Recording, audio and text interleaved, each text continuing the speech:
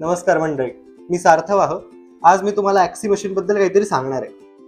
ॲक्सी machine जेव्हा तुमच्या घरी येतं तेव्हा तुम्हाला पहिलं काय बघायचं आहे तर त्याला लॉक पिन आहे ना, आणि दुसरी गोष्ट म्हणजे त्याचं हँडल जे आहे ते असं बाहेरच्या बाजूला केलं गेलंय ना.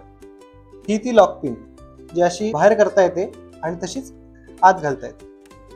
याचं हे जे हँडल आहे ते तुम्हाला इझिली बाहेर ट्विस्ट करता येते. ॲक्सी मशीन सोबत तुम्हाला 2 बायोकल्चरचे पॅकेट मिळतील. ते तुम्ही असे बाहेर काढायचे. हा एक आणि हे 2. आणखी एक गोष्ट महत्वाची येते ते म्हणजे हा साध्या लाकडाचा भुस्सा आहे.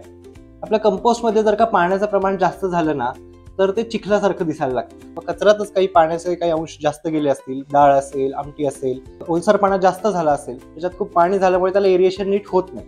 त्यामुळे जर का तुम्ही हा लाकडाचा भुस्सा त्याच्यात टाकला तर एक्सेस पाणी काय होईल ते शोषलं जाईल आणि भुस्सा स्वतः कंपोस्ट पण होईल. समजा घरात लाकडाचा भुस्सा नसेल तर अगदी दुसरे उपायही करता येतात.